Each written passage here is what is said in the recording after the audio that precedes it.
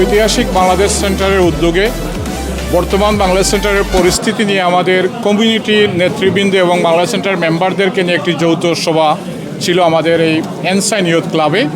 এখানে আমরা আমাদের পক্ষ থেকে আমরা বক্তব্য তুলে ধরেছি কমিউনিটি নেতৃবৃন্দের কাছে এবং আমাদের সেন্টারের মেম্বারদের কাছে।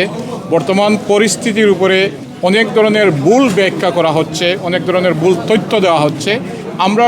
আমরা এটুকুই বলেছি, বাংলাদেশ সেন্টারের বর্তমান কাউন্সিল ম্যানেজমেন্ট কমিটির মেয়াদ আগামী 9 মে পর্যন্ত আছে। কনস্টিটিউশন অনুযায়ী আমরা 9 মের মধ্যেই আমরা নির্বাচন দিয়ে দিব। আমাদের নেক্সট কাউন্সিল ম্যানেজমেন্ট মিটিংয়ে আমরা এটা নিয়ে আলোচনা করে একটা সিদ্ধান্তে পৌঁছব।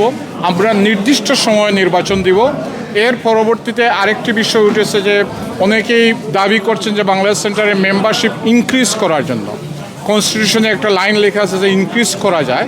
এটাও কাউন্সিল ম্যানেজমেন্ট কমিটি করতে হবে। আমরা এটাও কমিটির মিটিংয়ে বসে আলোচনা করে আমরা মেম্বারশিপ ইনক্রিজ করব।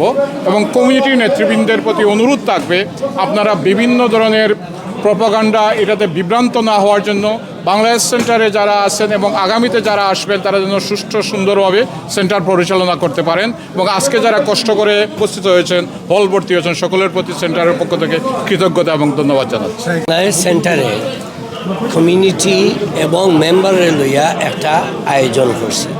আজকে বাইরে -4 আমরা যারা আয়োজন কষ্ট করি, এটাই প্রমাণ করে যে আমরা রং জায়গাত নাই।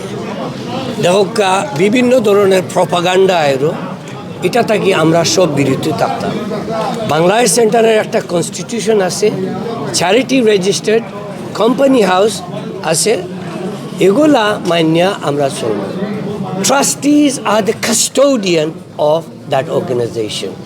আমরা যেগুলা সংবিধানে দেয় ওগুলোও করবো ইনশাল্লাহ। আমরা উপরে বার থাকি ভিতর থাকি প্রেশার দিলে খামাইতো নাই। আমরা যেটা আমরা মেম্বারে চাই, আমার মতো মানুষে যারা ভোট দিয়া আমারে এখানে দাঁড়াইছে পজিশনে দিছই, I am answerable first to him then wider community.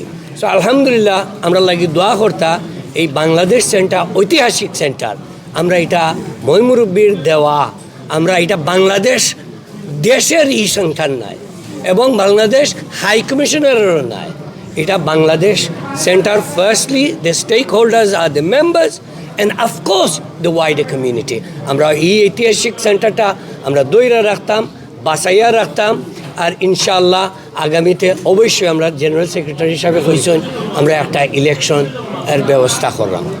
এই সেন্টারটি বর্তমানে সবসময় তার সাংবিধানিক নিয়ম অনুসারেই চলতেছে।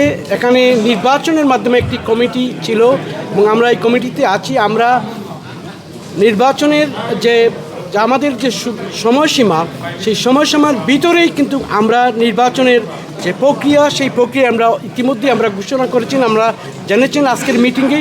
এবং বাংলাদেশ সেন্টারের মেম্বারশিপের বিষয়টা অনেকের কাছে যে এটা 500 মেম্বারশিপ ছিল। আমরা যুগের দাবি অনুযায়ী, আজকের চাহিদা অনুযায়ী আমরা বাংলাদেশ সেন্টারের ম্যানেজমেন্ট কমিটির পক্ষ থেকে এই মেম্বারশিপ বৃদ্ধির জন্য আমাদের সর্বাত্মক প্রচেষ্টা অব্যাহত থাকবে। আপনারা সবাই বাংলাদেশ সেন্টারের প্রতি আপনাদের যে ভালোবাসা, যে সমর্থন আছে সেটা অব্যাহত থাকবেন, এটা আমরা কমিউনিটির কাছে আশা করি। ধন্যবাদ। মানুষ এই ঠান্ডার মধ্যে হোল ভর্তি মানুষ ছিল, একমাত্র বাংলাদেশ সেন্টারকে ভালোবেসে দেখেই মানুষ এত এই ঠান্ডার মধ্যে এখানে এসেছিল। আমি কমিউনিটির উদ্দেশ্যে একটা জিনিস বলতে চাই, আমরা যারা বাংলাদেশ সেন্টার পরিচালনায় আছি, আমরা নিঃস্বার্থভাবে বাংলাদেশ সেন্টারকে পরিচালনা করি, এখানে আমাদের কোনো স্বার্থ নেই। কিন্তু অতীব দুঃখের সাথে একটা জিনিস আমি বলতে চাই, আমাদের মাননীয় হাই কমিশনার একপেশে হয়ে, এক্সাইটেড হয়ে আমাদের কমিউনিটিকে যেভাবে দ্বিধাবিভক্ত করেছেন, এজন্য হয়তো বা একদিন উনাকে এর জবাব হয়তো বা কমিউনিটির মানুষের কাছে দিতে হতে পারে।